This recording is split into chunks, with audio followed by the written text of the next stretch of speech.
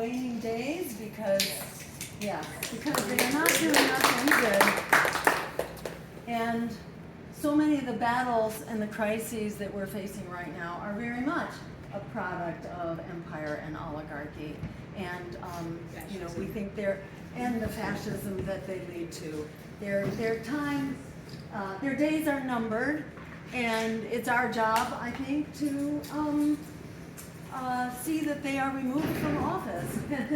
We have a new way forward that creates an America and a world that works for all of us. Because right now it's not, but we deserve that.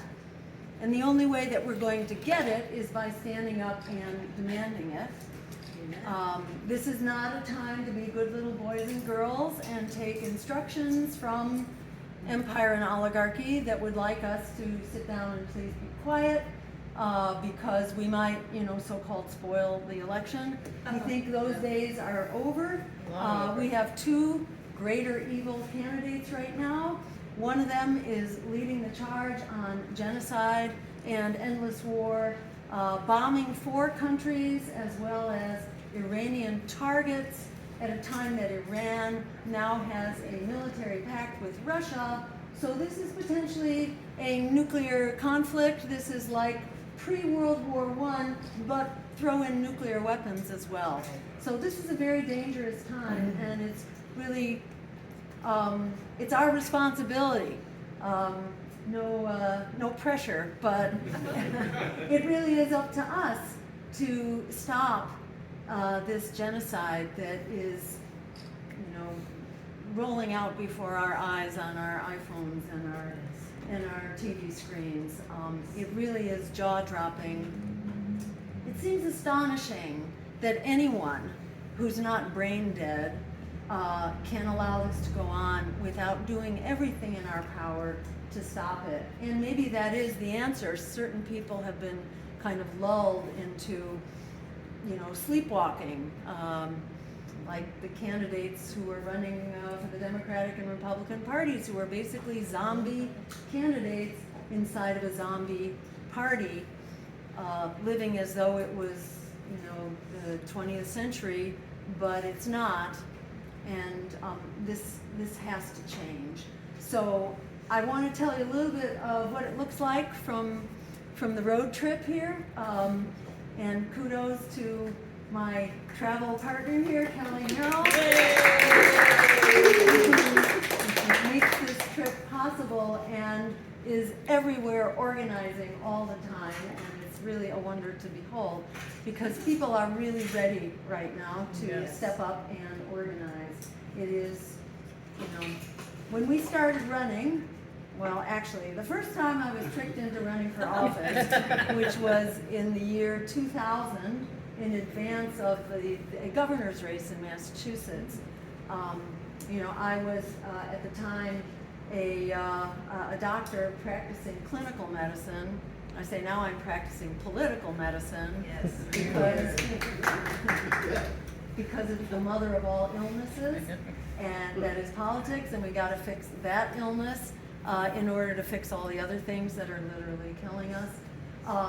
But at the time that I began, and by the way, that was a race for governor, I had been an advocate around Medicare for all, getting money out of politics, which we actually did. We passed the Clean Elections Law by voter referendum to provide public funding for candidates in Massachusetts so that candidates would not be forced into going on bended knee before big corporate interests and trying to run competitive races. We established something else, and of course in progressive Democratic Massachusetts, it was the progressive Democrats who repealed that law after we passed it on a 2-1 margin by voter referendum.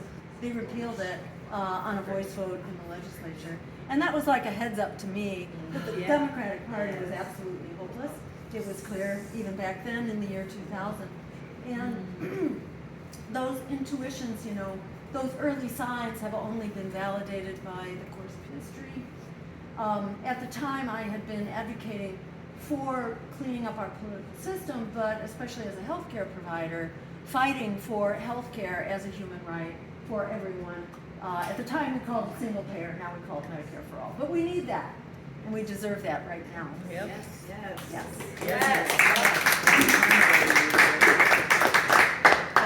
We were also at the time fighting, at the time we called it green jobs, now we call it a Green New Deal.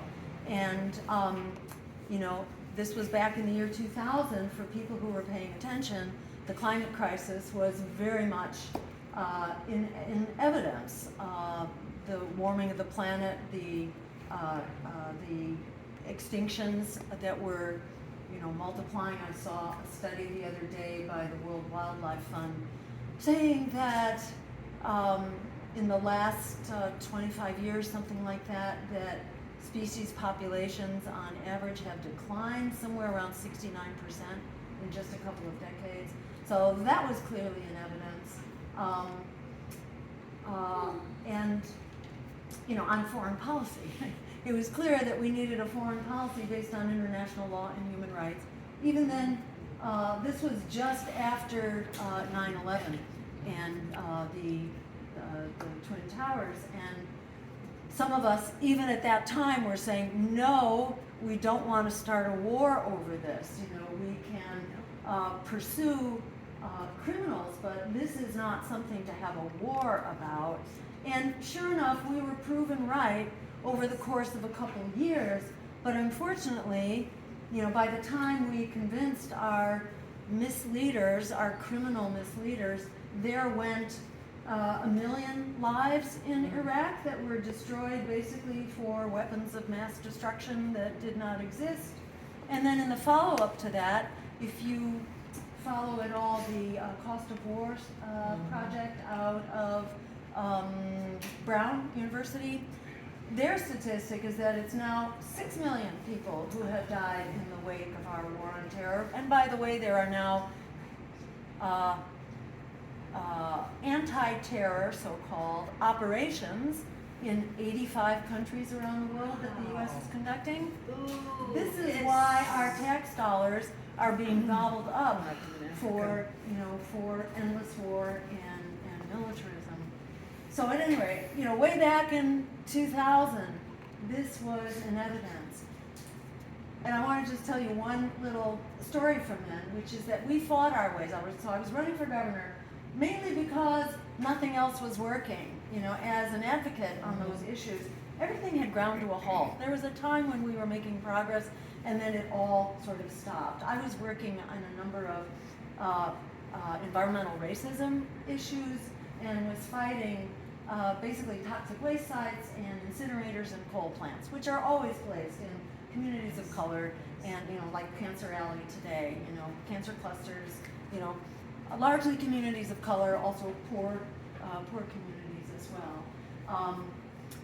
But, you know, progress stopped, and in my desperation, I was tricked into running for office as a very frustrated advocate.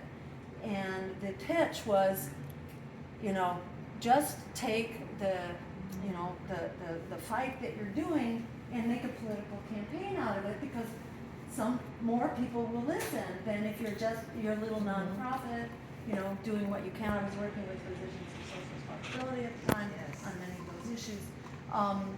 So we, you know, got out there to do our thing, and of course the press wouldn't cover us or only smeared us, and we finally fought our way into a debate, a televised debate, with Mitt Romney, who was the Republican candidate for governor at the time, and then the Democrat was the state treasurer and so on. So we fought our way into a televised debate that had no live audience. It was just, you know, the cameraman and then campaign people.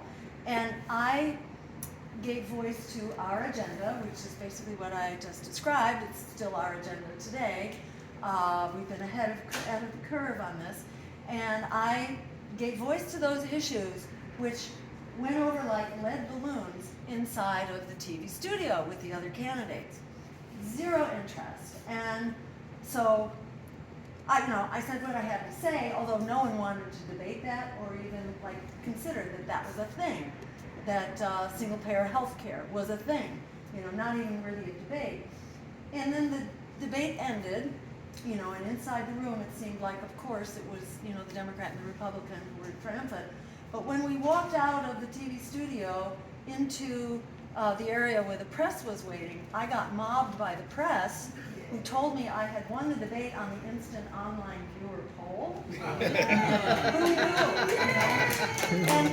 And of course the next day there was only one paper that printed it, the others had sort of scrubbed it. But that happened, that actually happened, and it was, in my mind, it was a moment of revelation that, oh my God, we don't have to convince anybody, people actually agree with us. It's very hard to change people's minds. You sort of have to wait for history in real life to change people's minds. Otherwise, it's very hard to do unless you have like lots of money to do propaganda 24/7, which we don't have. So it was like people are already there. Our challenge is not changing people's minds. Our challenge is how do we organize to get the word out because people are ready. So now fast forward 24 years, and we have been ahead of the curve on this. We've only been proven right. We've only been proven to hold the moral high ground here. And it's like the world has caught up to us because people now in unprecedented numbers are saying they are done. They are done with two greater evils than parties. They are done with, you know, medical debt. Which is putting them into bankruptcy even when they have health insurance. People are done with, you know, endless war, and people especially are done with genocide. And yes, this really is, this is the galvanizing moment. I don't know how many people know people who are like stepping up to the plate now for the first time, are standing up against the Democratic Party and their propaganda. And they're saying, yes, I don't like Trump, but you know what?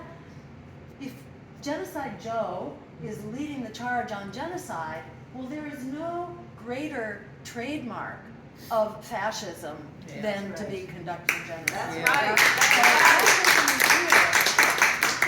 And it lives on in both parties.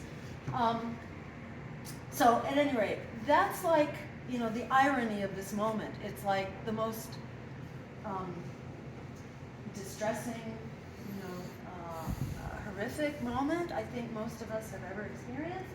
For me, growing up as a Jew after the Holocaust, my parents, or my grandparents had fled Russia and Poland, fleeing pogroms before the Holocaust.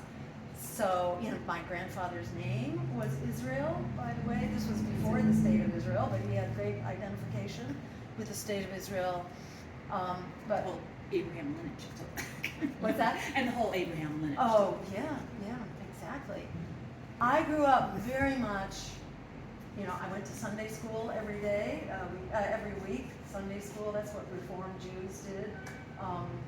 Back then, and we were very mindful of the, you know, of the Holocaust. I mean, it was like the defining issue of our upbringing. Other people recognize that. This was like the whole thing. The Holocaust must never happen again, not to anyone. And we were really raised with the highest ideals of being Jews. And to me, it's just such a flashback to see what's going on. People being herded like cattle, you know, being shot at like fish in a barrel, you know, being assassinated when they walk out of their house for food, you know, being starved, purposely starved, like the Warsaw Ghetto. I mean, for me, this is just such a total flashback to everything I learned as a child that my life would be dedicated to preventing. That's what's happening now. And for so many of us, you know, whether you have a religion or a higher power or not, you know, it's just such a total violation of our basic humanity for this to be happening. It's unthinkable that we could not do everything in our power to stop it. And it also, you know, it's a heads up that as Gaza goes, we go. Are we normalizing the torture and murder of children by the thousands? It's not okay for children to undergo leg amputations without anesthesia. It's like adults could hardly survive this. I mean, when I was in medical school learning about anesthesia, these were like the horror stories that were told about, you know, how people survived, you know, biting the bullet in the Civil War and being held down and screaming and, you know, given a little bit of alcohol to try to numb the pain slightly. But this was like, you know, really hard to even survive. And the fact that children are undergoing this by the thousands, it's just unthinkable. What also stands out for me is that in the first 100 days, this is a statistic that just drives me crazy. In the first 100 days, there were 30,000 bombs, mostly US bombs, that were dropped on a 20-mile strip. 30,000 bombs is 8 times the number of bombs dropped over 6 years on the entire nation of Iraq. This is like concentrated into a little tiny strip. I mean, this is just, you know, talk about fish in a barrel. This is just not okay. This is about an end to human rights. This is about an end to international law. This is about an end to our humanity. And by the way, it's not just an end to Palestinians. This is also an end to Israelis, because the world is being so mobilized against the criminal regime of Netanyahu, which unfortunately is an extension of the ethnic cleansing and the apartheid state that has gone on since really the beginning. Yesterday we were in Dearborn, Michigan, and had an amazing meeting with the people there, and also with the largest mosque, where we were given an opportunity to speak to the community and also to speak with the imam. So this is the imam in the largest mosque, in the largest concentration of Muslim Americans in the country, and it's like family. It's like family. It's just so amazing. And that we met him just before our community event, and he helped introduce me, where he basically talked about the imperative for our campaign. He was not talking about withholding votes or not committing. He was talking about solidly committing to our campaign. And in fact, the next day, Friday, which was the main prayer day throughout the week, we saw a video of his remarks to the gathering at the mosque, and his remarks began with why our campaign is the alternative that people need to go. It just, I mean, it gives me goosebumps to be talking about this, because it's like we're in this perfect storm to start with, you know, people just ready to stand up and fight back, with genocide really mobilizing people like nothing else could, with the numbers in polls showing that people have really had it. They have broken up with this abusive relationship, this abusive political relationship in large numbers. We were running right out of the starting gate within the first couple weeks, and I haven't seen another poll since, which might be saying something, but we were running 10% among people 35 and under. All right. Also, in the African American community, we were running 9%. Wow. Basically neck and neck with Cornell West. Oh, wow. And you know, and then the Muslim community, which has not been polled, but you know, we were late entering the race because we had another candidate who then decided he wanted to kind of run independently, which you had to never have done this before to think that you could do this independently, because you need ballot lines, and that vacated about $5 million worth of ballot lines. And by the way, the prices are going way up now, maybe because there are several independent candidates who need to get on the ballot, so the cost of a signature is skyrocketing. So those $5 million worth of ballot lines are now worth probably twice as much. And, but, you know, those ballot lines needed to be used. You know, it's like use it or lose it. So at any rate, we entered late for that reason, but we have been really hitting the ground running, and people are so ready for this to happen. I want to share one other good piece of news, which is that there are going to be 4 or maybe 5 pro-genocide candidates that will all be splitting the pro-genocide vote. So there will be Biden, Trump, no labels, and RFK, at least those 4 that will be splitting a pro-genocide vote. Who knows exactly how it will divide up, but we'll see. And then we will be the one and only pro-worker, anti-war, anti-genocide, climate emergency. We will be that one that could be unifying all of those issues which otherwise will not have a voice in this race whatsoever.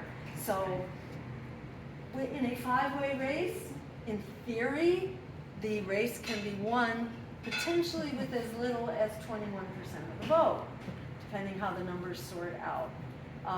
So no one should take the outrageous advice that we should sit down and go home because we're just a small, you know, people-powered campaign. This is where the American people are. It's what the American people are clamoring for. And by hook or by crook, the stars are aligning right now for a real possibility that we could not only win the day, there is a real possibility that we could also win the White House. That's right. That's where we need to set our sights, and we need to organize as hard and fast as we can, because there are lots of hearts and minds out there that are ready to be won. On genocide, you know, we know that it's 68% of the American public that wants an immediate ceasefire, a diplomatic solution, and Democrats, Republicans will not allow that, will not give it to them. On student debt, there are 44 million young and not so young people who are very much hurting for a way out, which there otherwise will not be. It is absolutely outrageous that Genocide Joe restarted up student debt payments when he did not need to, and 40% of student debtors were unable to make that first payment.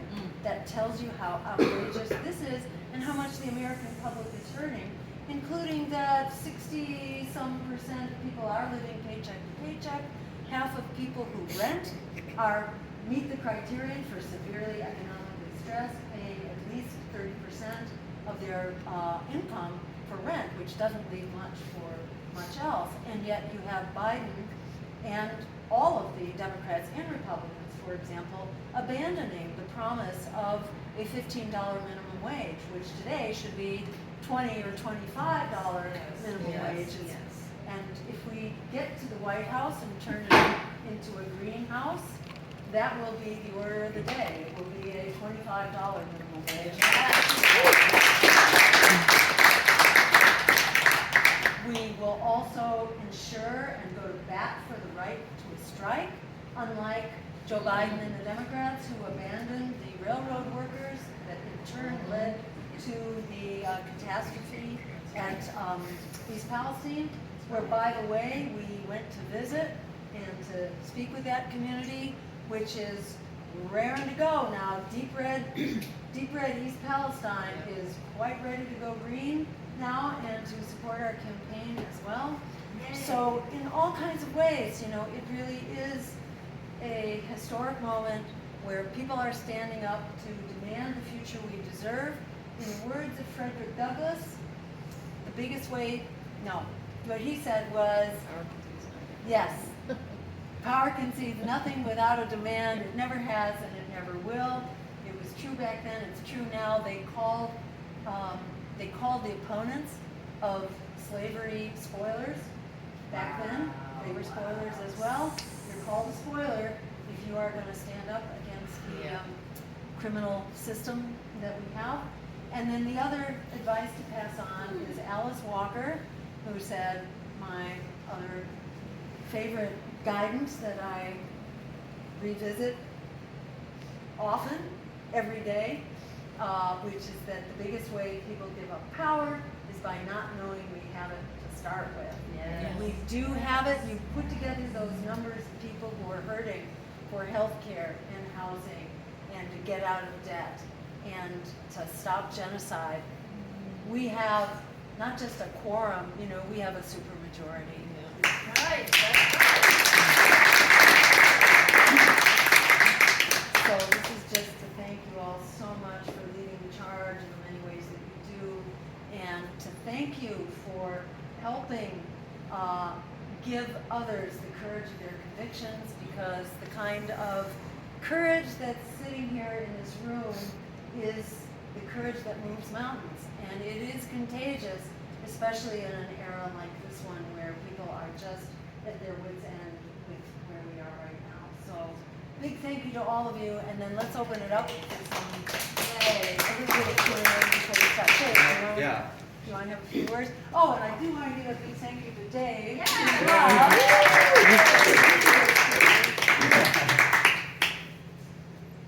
Thanks. Yeah, that's a tough act to follow. But I just wanted to say a few quick words. And, so as y'all may know, I work for Jill, which, is a privilege and a pleasure. I've known Jill, well, we met back in 2008 in Massachusetts when I was in College Green. But yeah, actually, since then I've gotten to know Jill a lot better, and she is exactly the kind of person we need in politics. That's right. We do. Yeah. And exactly the kind of person who, we need in Congress, who we need in the White House, who we need everywhere, because Jill is, such an intelligent and compassionate and courageous and caring person. You do. And Yes. for her, it's not about personal power or money or fame or any of that stuff. It is about just helping people, right, and trying to fix things. So that is, why I'm so passionate about supporting Jill, and why, I think this is a really important moment, because, as Jill was saying, we are the only, pro-worker, anti-war, anti-genocide, climate action, justice for all campaign that has a real shot to be on the ballot in every state across the country. But that is not easy to do. They've made it really hard, but we have a shot to do it. And so I wanted to ask everyone here if you can help make it happen. To get on the ballot, it costs us, in some states, tens of thousands of dollars or more. But in the primary period, the maximum amount that someone can give to a political campaign is $3,300. We have some people who give $500 or $1,000 or whatever they're able. So I wanted to ask, is anyone here able to make a big donation tonight? Big compared to my income? Exactly. I know. Exactly. That's the deal. Yeah. Well, big is a relative word. And the thing is that, all that we can ask is for everyone to do what they can. And so, what I'm going to do, I brought my checkbook. So Wisconsin has a really special role to play, because we are working on qualifying for federal matching funds, and we need to qualify in at least 20 states, and we need to get over $5,000 in each of those states in qualifying contributions. So anything up to $250. It helps us to qualify for matching funds, and it can help our state get over that threshold, and then it will not only be matched, but it will help everyone's contributions be matched. So in Wisconsin, right now we have 15 states, and Wisconsin is right around number 20. So we could be number 20 to pass the finish line. So that is pretty much the most important state out there. And we need about $2,000 to get there. So I brought my checkbook. I'm going to write a check for $250 to Jill's campaign. Okay. And I want to ask if anyone can match me. I'm gonna best you. Oh yeah? I'm going to write a check for $330. Amazing. Thank you.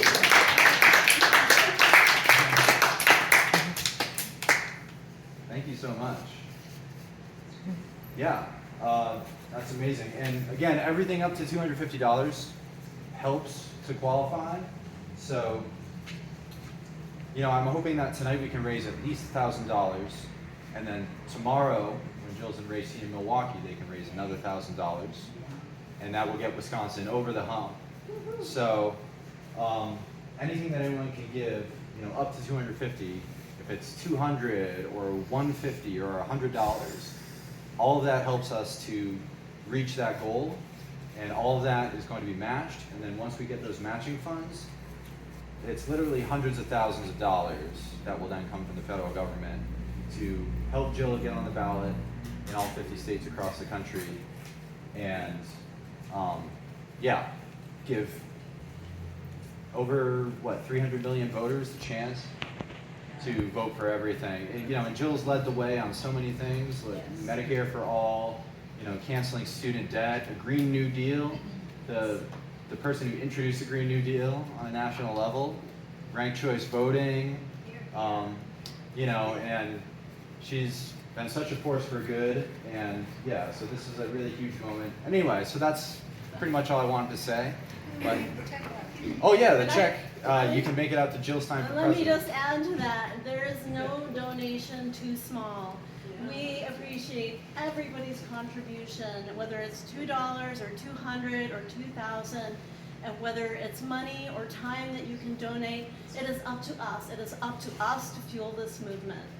Is there like Yeah. a PayPal tonight if we don't have a checkbook on us? Yeah, you can give online, and Okay, just Yeah, online. that's what Okay, yeah, because I want to donate, but I don't have a checkbook. oh yeah, Okay. Yeah. right. No, that's a great question. If you don't have a checkbook. The largest cash donation is $70?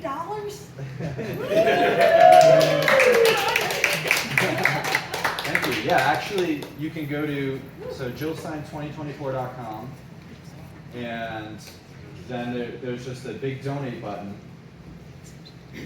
and so anything that people give by check or cash, that all helps qualify for matching funds, and it's all matchable.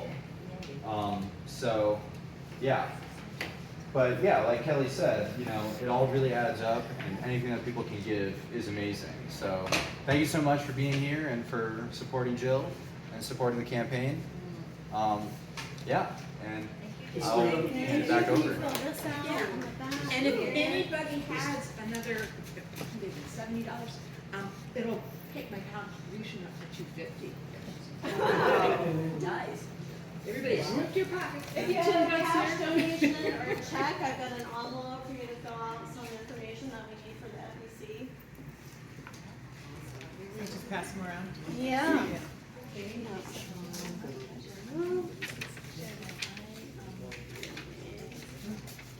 Even if it's a check? Yeah, you Yeah. have to write, you have to. Yeah, we need all of that. Application. Yep.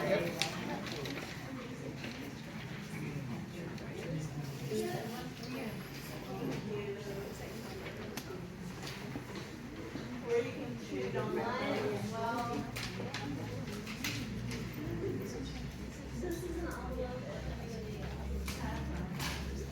We're just talking about how we're checklist. Right, like online. Great, wonderful, thank you so much, thanks for your support.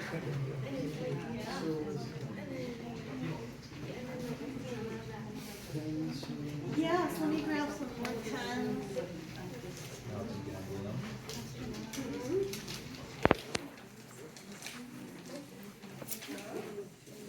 Oh, do you want people to write employer and occupational check? Yeah, or yeah, I'm trying to get folks to fill out the envelopes, which was like that information on the back. Oh gosh, this is a misprint. This is a misprint. Oh, interesting. Okay. There we go. One other boring announcement. If you could put your occupation and employer on the envelope. That's something that the FEC requires for the matching funds thing. So just wanted to let people know that. Thank I'm you. retired. You're retired, great.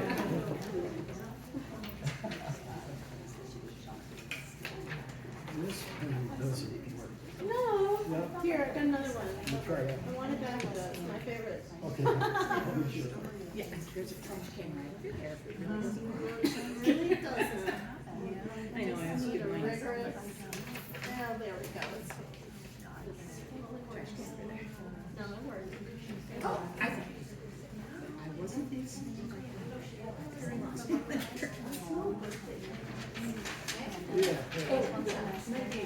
Maybe this is a regular candle, but it's like. Oh, okay. Long ago. Yep. It's just coming to it now. Do we have this to you? Yes, thank you.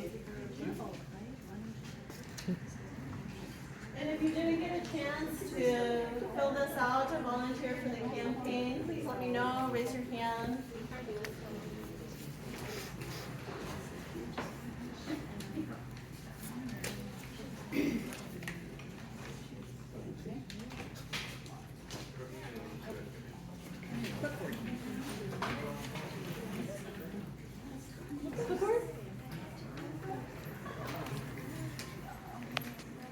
Militarization and criminalization and fascism. You know, how do we fight? And so, having been in the fight here for a long time, you kind of develop, you know, a sense of where the low-hanging fruit is.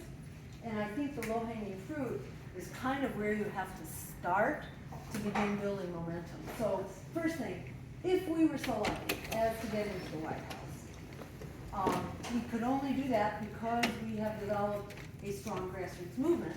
But unlike Barack Obama, who had a strong grassroots movement, we would not tell everybody to go home and, you know, just forget about it. Yeah, have brunch, yes, exactly. We would be engaged in a fight. So that's just putting everyone here on notice. It's not over on election day. It only starts on election day. Actually, whether we win the office or we win the day, we you know, this isn't going to get fixed here in a couple of months. But then the question is, okay, so you have all these ground troops, plus there are a lot of great candidates now who are coming out of the woodwork at many levels, but including for Congress. In particular, so there's some really fabulous candidates. If we were to get elected, some of them would get into office too. But then, you know, what is the low-hanging fruit? Where do we start? So for one thing, you know, the president can pick up the phone and tell Netanyahu that the war is over, and the war is over. So that's one very important step that can be taken right then and there. It doesn't fix the problems of empire. It doesn't fix the apartheid state, and there will be, you know, ongoing struggle around that. But it will have been quite a lesson to Israel that it cannot simply jerk the world around. With its unity. Absolutely. So that would be a very important beginning and a huge achievement. A second thing that is also low-hanging fruit is actually Medicare for all. Because it not only provides an absolutely unmitigated good for everyone, but it saves us $500 billion a year. So, like, what's not to love about this? And a bonus. That's number two. And in working on number two, we develop our ability to hold town hall meetings, to demand our congressional representatives meet with us and take instruction from us, and you know, to just begin asserting our power, which we do have, especially on an issue like that. So, you know, for us to be in the White House would not be, you know, commander-in-chief. We would be organizers-in-chief. And helping us assert our power of democracy. So Medicare for All would be number 2. There are many things that could be number 3, but one of them is declaring a climate emergency. This could also be starting on day 1, actually, so maybe it was number 2. To declare the climate emergency, which then unleashes hundreds of millions of dollars that could be put to work right then and there, converting energy, basically building out renewables and shutting down. That's what the president would have the power to do, which is why Biden won't do it, because the emergency provisions actually allow the president to stop the extraction of fossil fuels, especially offshore. So we could shut down all the offshore development. And the Inflation Reduction Act, you probably haven't heard about this, but the truth is, it is a fossil fuels first bill. It mandates 60 million acres offshore be auctioned off every year before any major renewable project could be built. So it's actually a horrible thing that makes Donald Trump look like a climate activist relative. There are these 22 LNG plants, liquid natural gas export facilities, that basically have been approved under Biden, that are the equivalent, according to the Sierra Club, of 440 new coal plants. That's what the Biden administration is doing in the wake of the Nord Stream pipeline sabotage, which was his handwork one way or the other. Either the U.S. did it, probably they did, as, what's his name, the author, the investigative reporter. Seymour Hersh, thank you, his wonderful exposition about this, which makes it pretty clear it was only the U.S. that could have done it. But whether they did it or approved it, this is why I think it was Blinken who was celebrating with the explosion. Oh, this is so great, a whole new market. Yeah, well, duh. Yes, it is a whole new market. And that's why we have 22 new liquid natural gas plants that are knocking us back to the year 2005 in terms of all of the progress that's been made on reducing climate emissions. So that's another big one that we could kick off on day 1. So it's kind of a basic principle of history that people resort to fascism and can be demagogued into fascism when they are extremely desperate, when they see their security as just falling apart, as in Germany after the First World War when these very harsh terms were imposed on Germany. So by beginning to address the crisis of our economy, and healthcare, and creating green jobs, millions of green jobs with good wages under the Green New Deal, ensuring that everyone has healthcare. Beginning to cut the military budget so that we can actually invest in things that truly make us secure here at home. So there are real things that we could do that would begin to alleviate the crisis. My experience as a candidate, starting in back here in 2000, is that we're not really divided into warring camps. We disagree on a lot of stuff, but we also have a lot of common ground. If we can actually sit down and talk to each other like human beings, which the media does not want to happen, which the political parties don't want to happen. So, my experience has always been that there's way more potential to find each other's humanity than we can do under this current system, which is basically a game of divide and conquer, and an effort to bring out kind of the corporate monsters in all of us. So, yeah, there's a lot of very difficult stuff, but I do feel like we can do this, if we just get the monsters out of office and can begin, to run the show ourselves. So that's in a nutshell. I have a question. I have a question based on what you just said. Yes. A lot of people want to vote for the Greens, but they're concerned about vaccine mandates and health freedom and lockdowns. And a lot of people would like to vote for the Greens, but they're like, well, they're no better than the Democrats regarding vaccine mandates and lockdowns. As a physician, a political candidate, what is your position on that? If we have another COVID outbreak, what will you be advocating? Right. So as a physician, I have never supported mandates.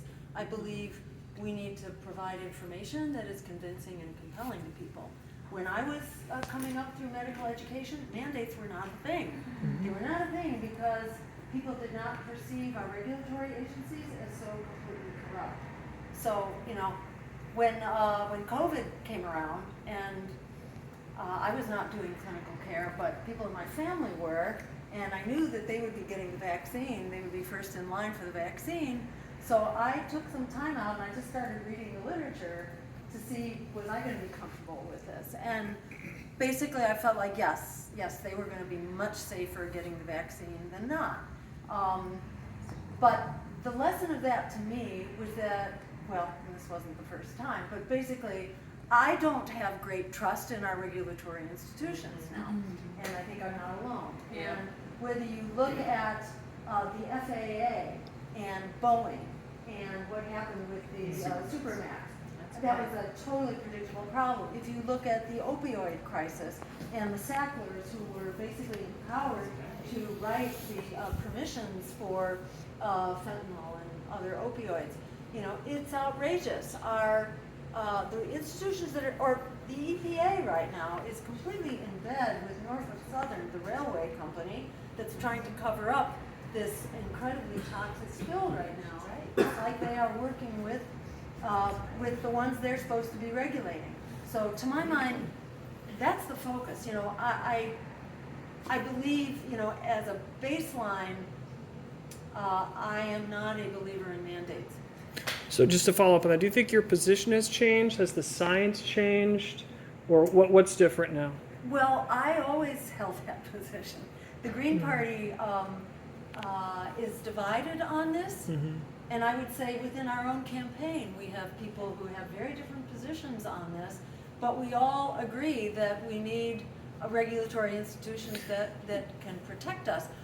You know, I think within our campaign, there actually are some people who do support mandates within our campaign. So your message to people who support what they call health freedom is that they are welcome within the Green Party. Oh, absolutely. Okay. And I think it was my feeling that the position that the Green Party took was premature, and it was also a little bit irregular. It was not according to our process. That was a position taken by I want to say the Security Council, the steering committee. It was a position taken by the steering committee, and my understanding is that it actually had to go through the National Committee, which is a much bigger and more diverse body. So I would encourage people not to be put off by that decision, and I think that decision will get revisited or modified at some point. Thank you. Yeah, Thank you. great, thank you.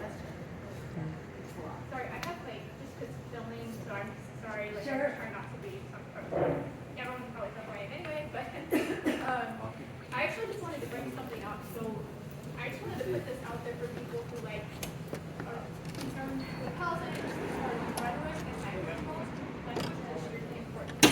It's weaponized against us so frequently, and it's even subtly weaponized against us. I wanted to, like, ask if you would be willing, and it's hard to do because a lot of people aren't willing to do it, but Palestinians, even like the resistance, who we listen to, we should be listening to, the language that is used around stopping what's happening here, people use the word ceasefire, people even use permanent ceasefire, and I just want to say, like, as a Palestinian person, that language has a lot of problems. I can explain in a second, but if you could just like just end the siege, end the occupation, things like that, because ceasefire literally means two equal forces, military, like against each other. And as we know, that's totally not remotely true here. It implies that Palestine has some type of ability to fight. They're for regular people like us who have to learn how to fight. And even using the word permanent ceasefire is a problem, because what you're basically saying is you want Palestinians to stop forever resisting. Like, just to stop the violence, this vague liberal stop the violence type. Well, it's not fair.